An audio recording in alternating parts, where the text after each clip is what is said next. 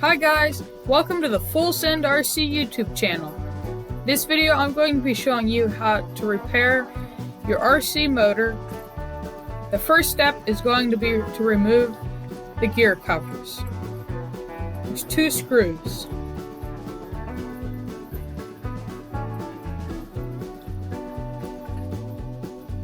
You may need to fix your motor for a variety of reasons. You may have got it wet, or it may just be wore out.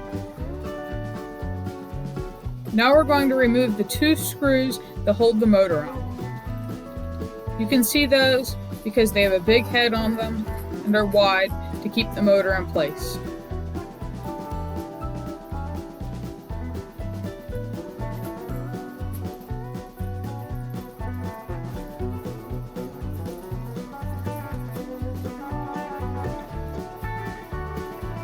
Once those screws are removed, we can remove the pinion gear.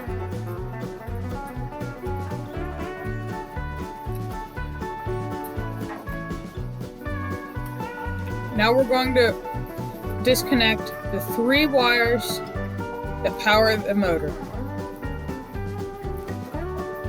You just pull them apart. There's nothing special. Once those are disconnected, pull those wires through the hole in the chassis frame. It's easiest to pull them through one at a time.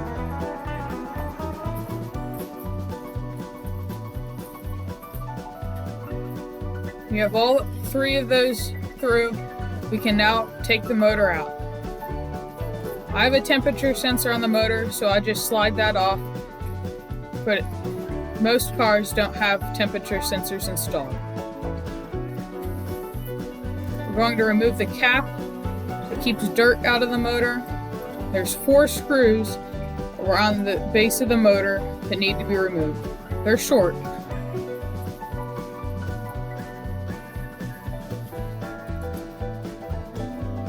Sped this up so the video isn't 20 minutes long. Now that you have those 4 screws removed, we can take off the cap that holds in the motor. You can just push on the shaft and the cap should come off, but if not, you can use a screwdriver to pry it off. Make sure to take note of all bushings, bearings, and spacers that are inside your motor and where they go. If they're not correctly installed when we put it back together, you could have problems.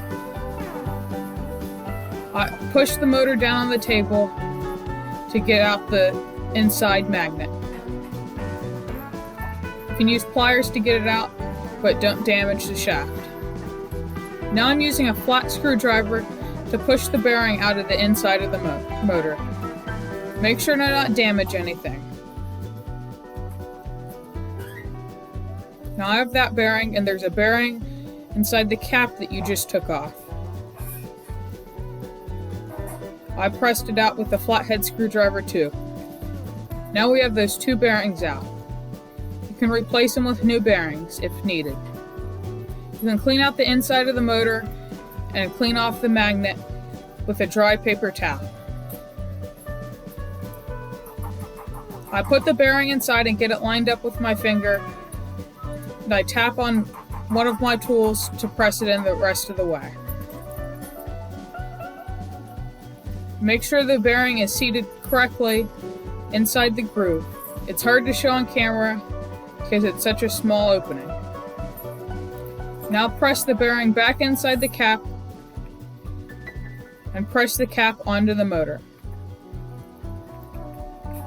It may be a little bit difficult because you're lining up the motor shaft with the outside. This is important so nothing scrapes. Now we can replace those 4 screws that we just took out. Don't forget to put all your spacers back in the motor how they came out. That's a very important step.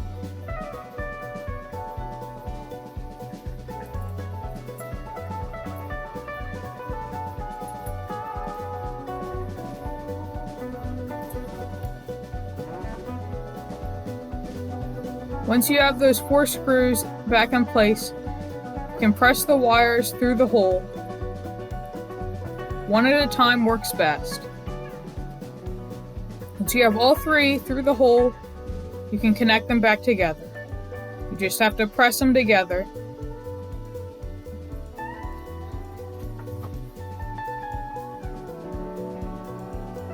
They're color-coded, so make sure that you get the colors correctly, or your motor might not work or spin in the right direction. Your motor shaft should be able to turn freely if you turn on it. There should be a slight clicking sound. You can test your motor now to make sure it's working before you put it back together. If you have a temperature sensor on your car, make sure to put it back over the motor and put the motor in the car. Don't forget to reapply the dust cap, but that doesn't have to be done until the end. Now get the motor lined up and put the 2 screws in. They're the big ones with a head that looks like a washer. Don't tighten them all the way because we still have to put the pinion gear back in.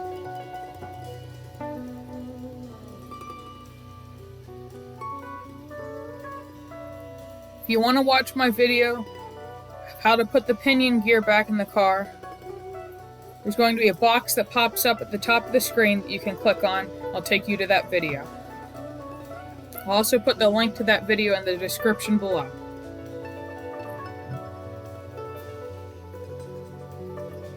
Now we're going to replace the cover. Once the cover is replaced, we're done. You can test your car to make sure everything works properly. Thanks for watching. Don't miss my new video next Friday at 6 p.m. Comment below what video you think I should do next.